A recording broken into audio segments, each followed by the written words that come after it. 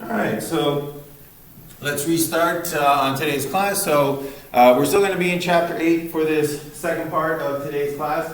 But what we're going to do right now is we have just finished the introduction to the t-test for single sample situations where you have one sample of subjects and you're comparing them to a hypothesized mean. Now we're going to do the second part, which is t-tests for dependent means. And this is a t-test, but it's a little bit different. It has a slight tweak to it, which we'll get to. There we go. So it's got a slight tweak to it, different situation, slightly different t-test, same logic, but again, the setup's a bit different. So just to reiterate, just because I don't want anybody shelling out money for a subscription, you do have access to everything that you need here on out for your statistics course at home, so you can install Excel for free as a student here at IUSB. You also have access to SPSS for free, but it's through that IU Anywhere service. It's through that IU Anywhere. You can go to 1IU as well to access that. Okay, so just to make sure that you're not spending your hard-earned money for a subscription, you will have access to this for free. All you need is a computer with an internet connection. And you will need to install for full functionality the Citrix receiver. And I highly recommend try to do that today. If things aren't working out, contact the IT help desk. They'll get you set up because sometimes it just takes a tweak to the access permissions and things like that. All right, so we're going to take a look at another psychology test, and this one has to do with the effects of punishment, specifically the effects of punishment on accuracy. So way back when, parents used to predominantly spank their children as a form of behavior modification. Psychologists have found that that is actually ineffective. It's much better to not do positive punishment, which is what spanking is. It's much better to do what's called negative punishment, which is things like timeout. So nowadays, very few parents actually spank their children. Most parents will use something like timeout or restriction of privileges in order to modify their child's behavior. Some psychologists wanted to know, well, if timeout works for children, will it work for adults as well? So can you put an adult into timeout and improve their behavior? That's what we're going to be taking a look at today. So this is going to be the second t-test with dependent means. We're going to see how to do this in SPSS, and then I'll just mention your homework assignment, and we'll have some time for extra practice. All right, so we'll go through this demo problem, so let's set it up right now. So this is the t-test with dependent means. I'll read the description. Placing children in timeout can be an effective form of punishment. Research suggests that this same technique can also be effective for adults. In this study, participants were shown a series of colored shapes and had to classify each stimulus into one of two categories. Each correct response was rewarded with a nickel, and each incorrect response was punished by a timeout period of 5 or 10 seconds. During the timeout, no stimulus was presented to the participants. So during those 5 or 10 seconds, there was two conditions. They didn't have access to earn more money. They couldn't categorize more stimuli and earn more money. During this timeout, no stimulus was presented and the participants had no opportunity to earn more nickels. The dependent variable was the overall level of accuracy during a series of trials. So how accurate were they at categorizing these shapes? Assume that each participant completed a series of trials using a 5-second timeout period and another series using a 10-second timeout period. So here's the key characteristic, here's the key thing to realize about a dependent means t-test. You have subjects that complete the experiment under one condition. In this case, these subjects completed the experiment under the 5-second condition, and then they completed the experiment under another condition, under the 10-second condition. So they completed the experiment in two separate conditions. They were measured twice.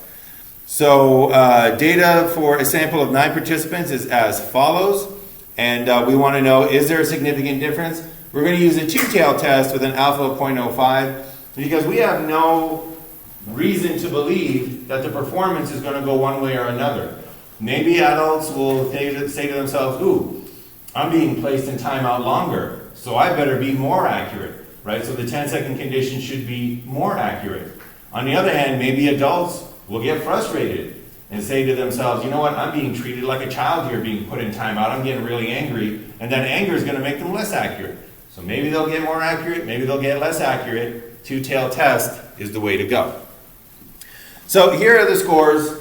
So to reiterate, and again, the most important feature of this is that each subject has two scores. So participant A has 71% accuracy in the 5-second timeout condition, 86% accuracy in the 10-second timeout condition. Subject B, 68% accuracy in the 5-second timeout condition, 80% accuracy in the 10-second timeout condition. Subject C, 91% in the 5-second condition, 88% in the 10-second condition. So that's one of the key things to remember. Every single subject here was measured twice. That's what makes it different from the Harlow infant monkey studies. That's what makes it different from a single sample t-test. Harlow's monkeys were measured once. How long do you spend with the terry cloth mother? These individuals measured twice. How did you do in the 10-second condition? How did you do in the 5-second condition? And they are dependent means because of that, because both of these scores are dependent on the same subjects, hence dependent means.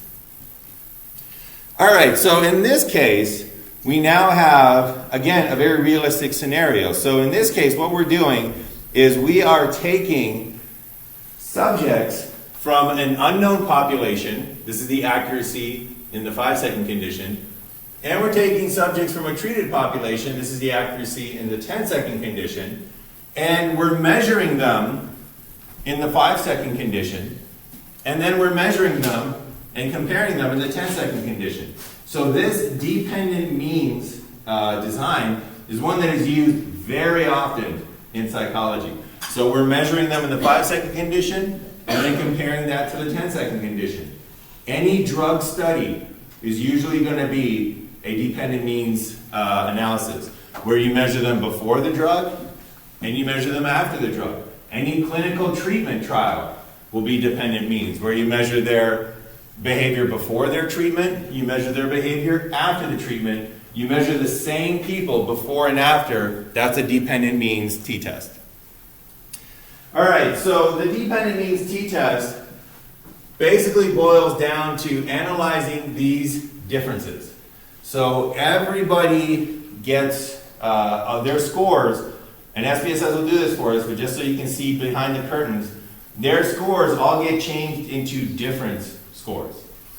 And theoretically, conceptually, these different scores work as a single sample t-test, right? So it's as if we take their scores and we boil them down to different scores. So a decrease of 15% in the 5-second timeout condition, a decrease of 12% in the 5-second timeout condition, an increase of 3% in the 5-second timeout condition, and we find the mean difference for these. So this sample mean here is a decrease in accuracy of 7% for 9 subjects.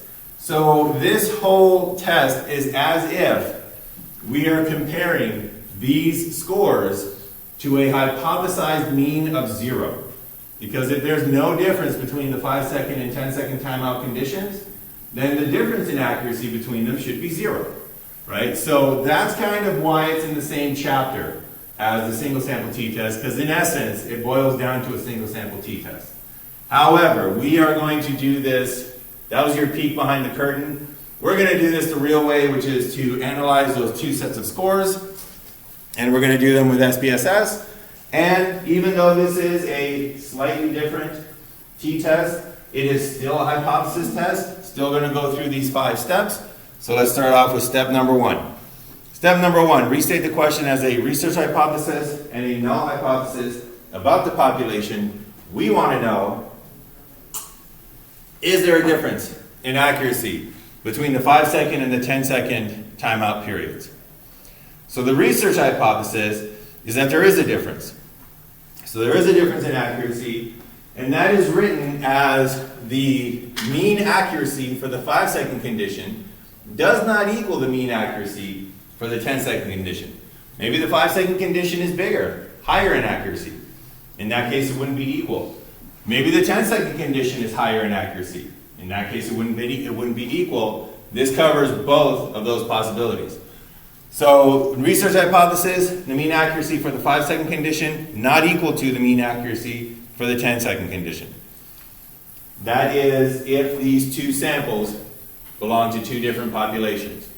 The null hypothesis is that there is no difference in accuracy, and that is that the accuracy of the 5-second condition equals the accuracy of the 10-second condition. If that's the case, then these two samples here, they belong to the same population. They belong to the population that has no difference in accuracy between the 5 and the 10-second conditions. So, same kind of idea for the null and the research hypothesis. Research hypothesis, there is a difference. Null hypothesis, there is no difference. All right, step 2, determine the characteristics of the comparison distribution. SPSS will do this once again. So once again, that chapter 6 calculation that we used to have to do by hand, we can now hand it off to SPSS. Step 3, set a cutoff, sample score, or critical value. SPSS will not do this for you, but it will help. It will give you a little bit of guidance. It will give you that degrees of freedom. However, in the real world, we don't want to keep flipping to a table of values. In the real world, we don't want to keep having to go to a textbook and getting those, looking up those tables of values. So we're going to start transitioning a little bit into not using cutoff scores, but using cutoff probabilities. So instead of setting a cutoff score, we're going to do both right now so you can see the connection. But we're going to start moving away from setting cutoff scores and towards setting a cutoff probability. And the cutoff probability is going to be equal to your alpha level. So your alpha level for this one was given to you in the question, and that's an alpha level of 0.05. And what that means is that when we have our tails, right? So when we have these two tails here, one of these tails is going to be 2.5%. The other tail is going to be 2.5%. Okay, that's what your alpha level means. It's a two-tailed test. Your alpha level is the proportion of the distribution that is tails. So half of it is on one side, half of it is on the other side. 2.5%, 2.5%. We have a cutoff probability of 0.5%. All right, so remember that this probability here is tied directly to a t statistic. So there's a t statistic that gives you 2.5% in the tails, and we're going to exploit that relationship so we don't have to keep flipping to that table in our textbook. All right, determine your sample score on the comparison distribution. SPSS will do this for us, so it will calculate this out for us as well. So it will also not only determine our sample score on the distribution, it'll also determine our sample's probability on the comparison distribution. So we're also going to start moving towards sample probabilities, and this is what's known as that p-value, and this is what you'll hear psychologists talking about all the time when we're running experiments. What's your p-value? Who did you get a good p-value? Is it less than 0.05? Oh my gosh, what was your p-value? And we'll see the meaning of that. But importantly, SPSS will calculate that out for you. All right, so at this point, we're going to turn to SPSS to do these calculations.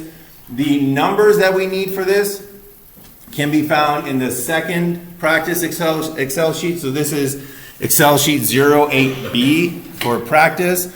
And as always, the actual t-test screenshots are here. The video will be uploaded so you can just follow along. So the numbers that we are looking for are these ones right here.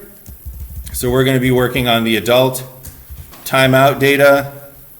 So let's zoom in there and get that a little bit bigger. So once again, we have 9 subjects, And each of these subjects was measured twice, once in the 5-second condition and once in the 10-second condition. So what we need to do is we need to take this data and we need to put it into SPSS and put it in there correctly. So we're going to let's highlight the 5-second condition first. All right, so we got the 5-second condition here. We go to SPSS. All right, we go to SPSS. You might be able to directly paste it in. If you can, great. If you can't, go to the Citrix kind of interactive icon there. Go to Open Clipboard, paste it into the clipboard. Magically, it'll now be able to be pasted into SPSS. So there it is. So there's our accuracies for the 5-second condition. Those are the accuracies that the subjects got in the 5-second condition. Notice that it called it var 00001. And that is a horrible name for our data here. So we're going to go down here to variable view, and we're going to click on variable view, and we're going to change this variable name. Now, if you try to put in something like 5-sec, SPSS will warn you that it will not allow that. It'll let you know I'm a product of the 90s and I still have hang-ups from when I was made. So it'll say variable contains an illegal first character. That's fine. We can just put sec5 for 5 seconds, and that's completely doable. It's under 8 characters, so we know it's going to be it's going to work. So again, when SPSS gets a little angry with you sometimes, just read what the issue is, fix it. It's a great program. It's just got these little hang-ups every once in a while. All right, so we got the 5-second scores into SPSS. The next thing we need to do is we need to get the 10-second scores in there as well. So this is the first time that we really need to decide and know where do we put these particular scores. So there are two, theoretically, logically, there's two possibilities. One possibility is that we copy and paste it right into the second column, first row. We copy and paste it right beside our original scores. The other possibility is that we paste it below our original scores, and then we have a second column that identifies which group our scores belong to. Do they belong to the 5-second group or to the 10-second group? So that's a decision that you're going to have to make. And whether you paste it beside or below is going to determine on where do these second scores come from. And the key organizing principle that's going to help you make this decision is in SPSS, every single subject gets one row and only one row. So every score from a subject has to go on the same row. You do not get to use multiple rows for the same subject. So in this case, we have subject A has 2 scores, 71% in the 5-second condition, 86% in the 10-second condition. Subject A has those 2 scores. Subject A in our SPSS table is camped out living in row number 1. All of subject A's scores have to go in row number 1. All of subject B's scores have to go in row number 2. So because of that, the only place we can paste this so that it works is to paste it into column 2, row 1, so that those scores are side by side, so that the scores are one next to the other. All right, so now we have subject A's 5-second score and their 10-second score all in row number 1. We have subject B's 5-second score and 10-second score all in row number 2. And if we collected more data on these subjects, like age, weight, university, education, place of residence, whatever we might want, those are all going to go for A into row number 1. Right? So if we collected weight, height, eye color, hair color, whatever it is, all those scores go into row number 1. For subject B, all of their scores go into row number 2. So that's going to help you organize this data the way that it's supposed to go. Now that we have it in the correct position, the last thing we want to do, rename that variable. That's a horrible name, var 00003. So we go to variable view, and let's just call this second 10. And we go back to the data view, and we have that all set up and ready to go. All right, so once we have this properly formatted, once we got our data into SPSS, does everybody have this and ready to go? All right, so once we got that and it's all ready to go, we go to Analyze. We go back to Compare Means. Remember, all of our tests are in this Analyze Compare Means folder. And then for this one, SPSS is not so friendly. So remember that for the single sample t-test, SPSS had a test called one sample t-test. And to our human minds, those two are the same thing. Single sample, one sample, same thing. In this case, we have dependent means t-test. And while we have an independent samples t-test, there's nothing there that says dependent samples to us or dependent means. Because of that, or the reason is because it's here in the paired samples t-test. So make a note that your dependent means t-test is called paired samples t-test in SPSS. That's the one that we want to go to. So we click on paired samples t-test, and it brings up our paired samples t-test window here, this dialog box here. All right, so we're almost ready to go. We're almost ready to hit OK. The last thing we need to do is we need to let SPSS know what is variable number 1 and what is variable number 2. And those variable number 1, variable number 2, those are your raw scores. Those are your test values. So we take 5 seconds and we pop it into variable number 1. We take 10 seconds, we pop that into variable number 2, and we are good to go. We're off and we're ready. So we pop variable 1 and variable 2 as 5 seconds and 10 seconds. And then once you have that, we go down here to OK. We click on OK, and we make and we run that t-test. All right, now before we analyze this, I'm going to point out one kind of thing to keep in mind, and that is what direction are you comparing these tests to? So let's say that I was being compared to somebody that's shorter than me. I could either say, this person is shorter than I am, or I can say, I'm taller than this person, right? You can do comparisons both ways. You can either compare it from the point of view of one individual, or you can compare it from the point of view of another individual. Same thing here. You can do it in comparison to one sample, or you can do it in comparison to another sample. So what you want to do when you're doing your analyses, look down here and see which way they're subtracting their scores. So here they are doing 5 seconds minus 10 seconds. Okay? So in our case, this isn't very crucial for this particular analysis because we're doing a two-tailed test, right? So in a two-tailed test, we just want to know, are they different? So it doesn't matter if we're saying that 5 seconds is less accurate, that's what that minus 7 means, or if we're saying that 10 seconds is more accurate. So it doesn't matter for us which way that it goes. Sometimes it does.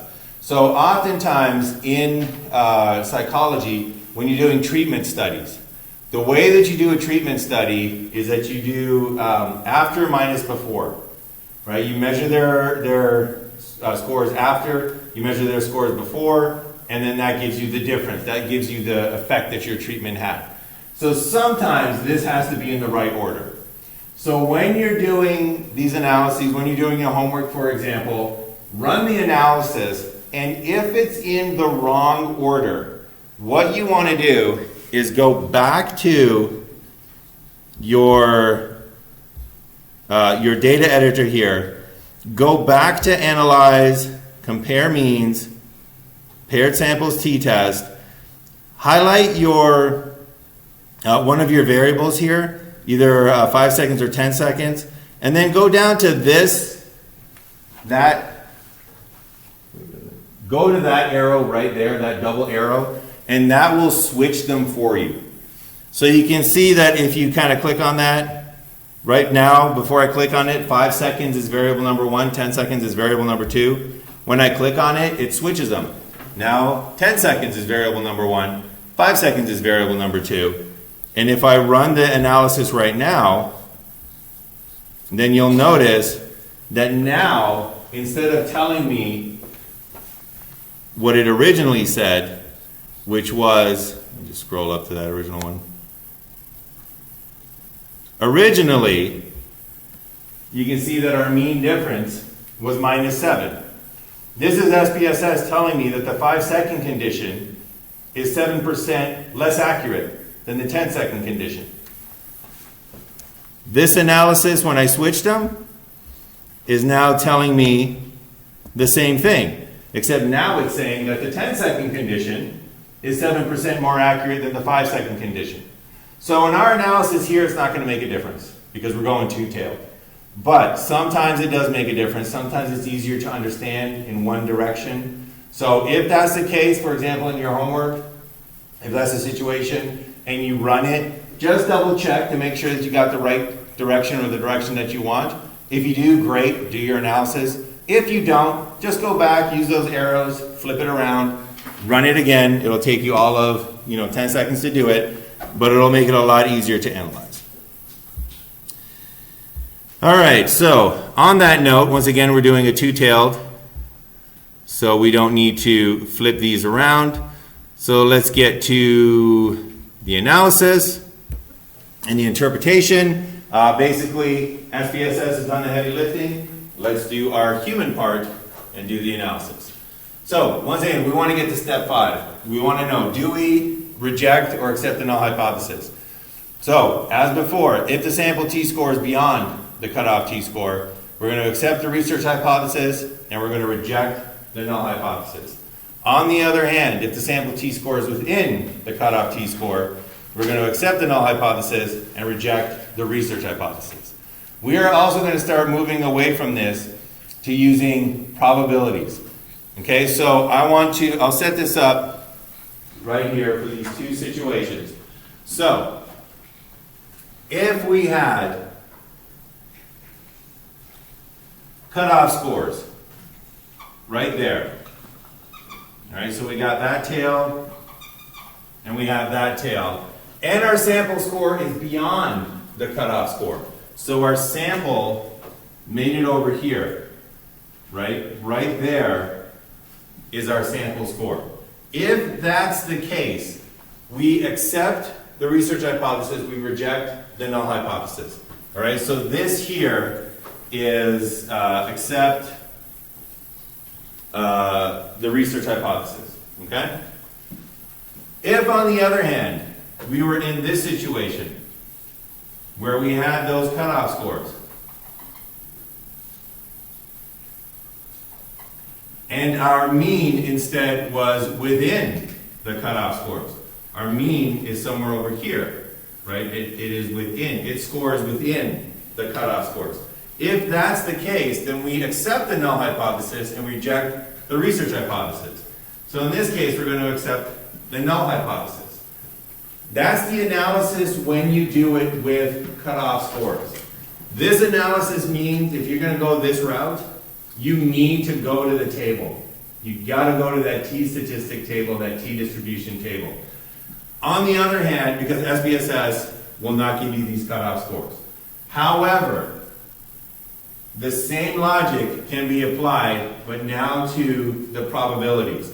So remember that these cutoff scores here, these cutoff scores, they were chosen because they put the right amounts into the tails. In this case, they put the alpha levels into the tails of 2.5% and 2.5% into that side, right? That's what those cutoff scores are. They're directly tied. Whoops, that's not still. Not even close. They're directly tied to those alpha levels. They're directly tied. Trying to make this visually equal. Let's do that. They're directly tied to that alpha level. All right. So those cutoff scores are directly tied to that alpha level. The p-value is the distribution for percentage, is the tail size for your sample. So here we have our sample score. If we continue that down, notice that that sample score gives us a tail, right? So there's a tail associated with our sample score. The same way that there are tails associated with the cutoff score, there's a tail associated with our sample score. And notice, importantly, that that tail is less than, in this case, it's less than the size of your cutoff tails, right? So these cutoff tails, that's your alpha level. This sample tail right there, that's your p-value. If your sample score has crossed into your cutoff score, its tail has to be smaller than your cutoff tails. It has to. There's no way you can do it any other way. It's crossed over into the tails. Its own tail has to be smaller. The two of them are tied together. That's what this basically looks for. If the p-value, that is the size of your sample's tails, is less than alpha, that is the size of your cutoff tails, if you're in this situation, then you do the same thing. You accept the research hypothesis and you reject the null hypothesis. It's the same situation. On the other hand, if your p-value, if the probability of your sample is greater than your alpha level, like we have here, so if we extend our sample here, notice now our sample has a huge tail. This is way bigger than our alpha level. It's way bigger than our cutoff tails. That's the probability of your sample. That's your p-value. And if it's greater than, if it's bigger than the tails, that can only happen if your sample did not cross into the cutoff scores. So once again, if it doesn't cross, we accept the null hypothesis and we reject the research hypothesis. So this is why we are able to forget about cutoff scores and use cutoff probabilities instead. This is why we're able to do the entire statistical analysis just looking at your SPSS output rather than having to flip through an appendix and do that analysis. So we're going to start shifting towards analyses based on percentages or proportions rather than these cutoff scores, but the essence of it is exactly the same. All right, so let's start with this analysis. Now that we got all the logic out of the way, let's start with this analysis. Here's your output table. This time we got 3 tables. We got paired sample statistics, paired samples correlations, paired samples test. First thing you want to do, completely ignore that second table. Forget about it. We're not going to use it. When you go to grad school, you might use it, depending on the analysis that you're doing, but we're not going to use it. So don't get fooled. Don't use that second table. Don't even look at it. First table, however, paired sample statistics, you do want to look at. This is where you're going to do that double check to make sure that you got all your data entered correctly. So we have the means for the 5-second condition and the 10-second condition, right? Slightly differently named here. 5-second condition and 10-second condition. Check those against the means in Excel, just so that you know you copied the correct numbers. SPSS also lets us know that it has 9 scores for the 5-second condition, 9 scores for the 10-second condition.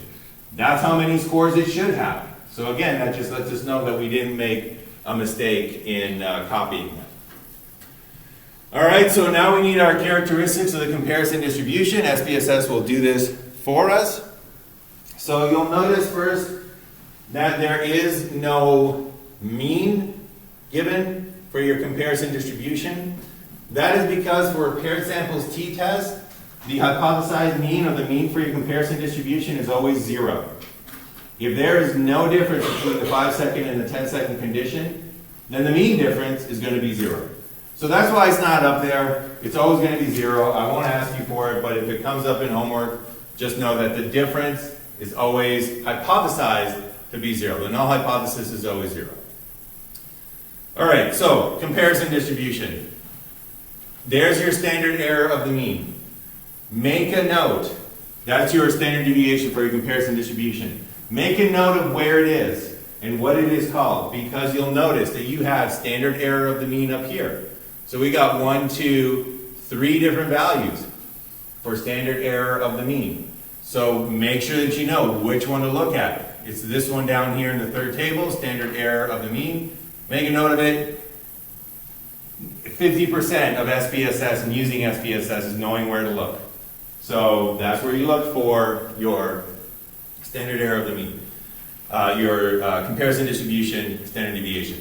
Next thing we need is we need our degrees of freedom. That one's a little friendlier. That one is right there. There's your degrees of freedom. We got 8 degrees of freedom. And again, this is where it starts to get a little bit more complicated because we got 9 subjects, but we measure them twice. How do you do your degrees of freedom? Well, one way to do it is just let SPSS do it. There it is, 8 degrees of freedom right there. All right, so that was step 2. Step 3, set a cutoff score at which we're going to reject or accept our null hypothesis. So cutoff sample score or critical value. SPSS will not do this, but it will help. We'll show you this one more time just so that you can. All right, am I showing? Yeah, we'll show you this one more time just so that you can know how to do it because your homework does want you to have this. So there's your degrees of freedom. That's your help from SPSS. It'll tell you how many degrees of freedom you have. From there, you go to this table here, and you once again do your analysis. So we have an alpha of 0.05. So we're doing a two-tailed test. So we're in that area over there. SPSS let us know 8 degrees of freedom. So we're in that row right there. Our alpha level from our question, 0.05. So we're in that column right there. Where they all intersect is 2.306. So once again, we got 2.306. So minus 2.306 on this side. We got positive 2.306 on this side. So again, we got positive 2.306, minus 2.306, positive 2.306, 2.306. A lot of minuses and positives walking around. All right, so we got minus on this. So again, this number is directly tied into this alpha level. All right, 2.306 puts 5% in the tails. That's what 2.306 means, 5% in the tails. Now we want to know where is our sample. So we set our cutoff scores. Our cutoff probability is just alpha. So our cutoff probability is alpha. It's 0.05. Two-tailed, so we split it up into our two tails. But importantly, our cutoff score, our alpha level is 0.05. All right, next we're going to determine our sample score on the comparison distribution. And SPSS calculates this out for us. And we're also going to determine our sample's probability on the distribution. And SPSS will calculate this out for us as well. So let's start off with the score. Where is our score? Well, the t-statistic for our score is right here. Whoops. It's based on that mean. Sorry. It's right there. So the t-statistic is based on this mean. If you remember the formula for a t-statistic, it's the mean difference divided by your standard error. That's where this 3.5 comes from. But importantly, this is minus 3.5. That's because we're comparing 5 seconds to 10 seconds. If we compare 10 seconds to 5 seconds, we would have positive 3.5. Doesn't matter because we're doing a two-tailed test. I mention this again because in your homework, it might matter. You might get the question wrong. If you do, try reversing your direction on that comparison. But importantly for us, we have a mean that has moved over into minus 3.5 territory. There's 0, there's minus 2.36. There's our mean right there. It has crossed over, it has gone into the tails here. So that is our cutoff, that is our sample's score on the comparison distribution. And let me draw it in over here on the right side, on the correct side, I mean. That is our sample score on the comparison distribution.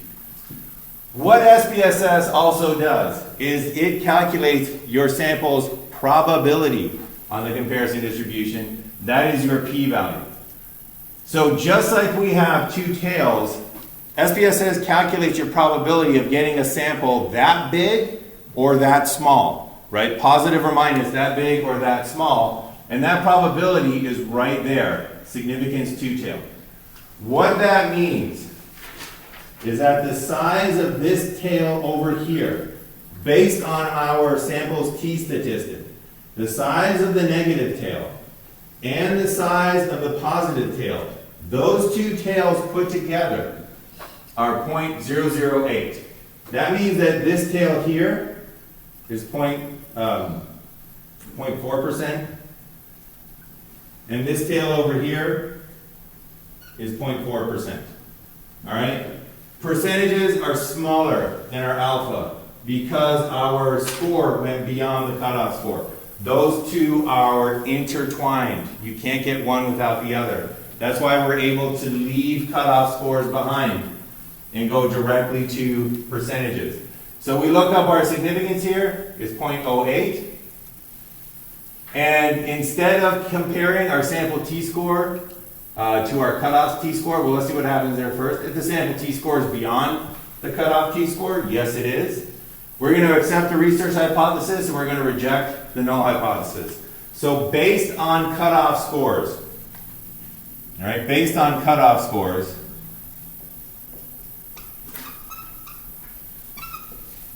we end up accepting the research hypothesis. There is a difference in accuracy. If it was within the body over here, we would do the opposite. We would accept the null hypothesis and reject the research hypothesis. We made our decision, we're accepting the research hypothesis. What if we did the analysis based on percentages, right? What if we did the analysis instead of based on the cutoff scores, based on the probabilities? So in that case, we have, if your p-value is less than your alpha value, this is what you do. You accept the research hypothesis and you reject the null hypothesis. So this is cutoff probabilities that we're using here instead. So if that's the case, if your p-value is less than your alpha, you accept the research hypothesis. If, on the other hand, your p-value is greater than your alpha, you accept the null hypothesis. This significance here, right there, that is your p-value. That is the probability of getting a sample as weird as we did if your treatment has no effect. So if there was no difference between accuracy rates between these two conditions, we would only get a difference of 7%, 8 in 1,000 times. That's what that p-value there means. So for our purposes though, we can compare that value directly to alpha because we're comparing these probabilities, probability of your sample to your cutoff probabilities. So that is 0.008. Our alpha level is 0.05. 0.008 is less than 0.05. So we reject the null hypothesis. We end up making the exact same conclusion. And we can do this for every single hypothesis test if you don't want to flip to that table. If you do, you can still do it exactly the way that you were doing it before, flip to the table. But in the sort of real world, they do it by comparing probabilities. So we should get into that practice as well. All right, so again, no difference. Probabilities, cutoff scores, same conclusion is going to be made regardless of which one you go, regardless of which avenue you use, you will get to the same destination, get to that same conclusion. All right, so we reject the the null hypothesis, we accept the research hypothesis, and what that means is that the 10-second timeout condition does actually lead to better accuracy than the 5-second timeout condition. So timeout periods are effective for adults. All right, so that's what I wanted to cover in this second part of today's class. So as always, make sure you're checking your MyStatLab study plan. I will be updating those grades, probably finishing all that up tomorrow. So make sure that you are grabbing those points as you're gonna go along with your pre-test. And there is now extra practice. We're gonna have about 15 minutes extra practice time. You can find this data in the Excel sheet that we were just working off of, and then you can find the questions and answers in the 08B practice PowerPoint file as well. And just so that you know, you're ready to do your homework assignment number 11. This is part 2 for chapter 8. This is the dependent means section of this homework, and that's going to be due by midnight tomorrow, as always, right before we meet for class. Other than that, we're done for part 2 here, so we're going to have a 15-minute practice period right now. Try this out, try some of the practice problems, get familiar with SPSS, and call me over if you have any questions, and we'll make sure everybody is on the right track.